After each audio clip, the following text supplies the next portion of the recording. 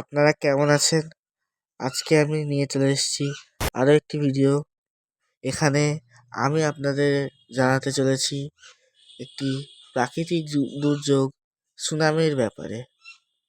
প্রথমেই বলে রাখছি, যারা যারা আমার চ্যানেলে নতুন আছে তারা আমার চ্যানেলকে সাবস্ক্রাইব করে নেবেন এ ধরনের নতুন শিক্ষা রিলেটেড ভিডিও পাওয়ার জন্য। তো আজকের ভিডিওটা শুরু করা যাক। সুনামি আসলে কি?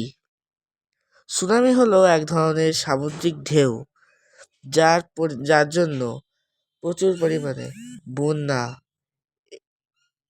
এবং প্রচুর মানুষের প্রাণহানি ঘটে। ভূমিকম্প এবং সুনামি হঠাৎ করেই চলে আসে, এর কোনো পূর্বাভাস পাওয়া যায় না। কিন্তু এর বিষয়ে প্রকৃতি কিছু আমাদের ইঙ্গিত দেয়, সেগুলোকে বুঝতে পারলেই আমরা আগাম সতর্ক হতে পারবো সুনামির বিষয়ে। তো সবার প্রথমে আপনি যদি কখনো সমুদ্রে থেকে থাকেন, তাহলে সমুদ্রের জল হঠাৎ করে যদি স্বাভাবিকের তুলনায় অতিরিক্ত সমুদ্রের দিকেই পিছিয়ে যায়, তাহলে আপনি এই বিষয়টা বুঝতে পারবেন যে সুনামি আসছে এবং কিছু ভয়ঙ্কর ঘটতে চলেছে। এবং অনেক সময় ভূমিকম্প হওয়ার পরপরই সুনামির সৃষ্টি হয়। তো চলুন এবার জানা যাক যে সুনামির কারণ কি। সুনামির কারণগুলো হলো অভ্যন্তরীণ ভূমিকম্প, ভূমিধস এবং বিভিন্ন গ্রহাণু। অর্থাৎ গ্রহাণু যখন জলে গিয়ে পড়ে তখন তার ফলে সুনামির সৃষ্টি হয়। এবার তাহলে আমরা জেনে নিই যে সুনামির বৈশিষ্ট্য কী কী। সুনামির গতিবেগ 800 থেকে 1000 কিমি/আওয়ার পর্যন্ত চলে যেতে পারে। দ্বিতীয়ত, উচ্চতা।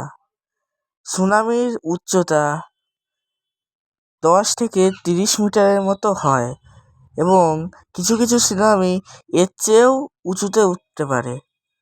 এবার আপনাদেরকে আমি মনে করিয়ে দিই কিছু উল্লেখযোগ্য ভূমিকম্প এবং সুনামির বিষয়ে। যেরকম 2004 সালে সুমাত্রায় একটি ভূমিকম্প হয়েছিল, যার ফলস্বরূপ সেখানে সুনামির সৃষ্টি হয় এবং সেই সুনামির ফলে ইন্দোনেশিয়া, ভারত, শ্রীলঙ্কা সহ বিভিন্ন দেশ প্রচুর ক্ষতিগ্রস্ত হয়েছিল, প্রচুর পরিমাণে প্রাণহানি ঘটেছিল এবং প্রচুর সম্পদ, গাছপালা ধ্বংস হয়েছিল। এবং আরেকটি উল্লেখযোগ্য সুনামি ছিল 2011 সালের জাপানের সুনামি। এটিও অত্যন্ত বিধ্বংসী ছিল, যা জাপানে প্রচুর পরিমাণে প্রাণহানি ঘটিয়েছিল। তাহলে আজকের ভিডিওটা এখানেই শেষ করা যাক। এবং আপনারা যদি আমার চ্যানেলে নতুন হয়ে থাকেন তাহলে আবারও বলছি, সাবস্ক্রাইব করে দেবেন আমাদের চ্যানেলকে। তাহলে আজকের মতো বিদায় জানাই। ভালো থাকবেন আপনারা সবাই।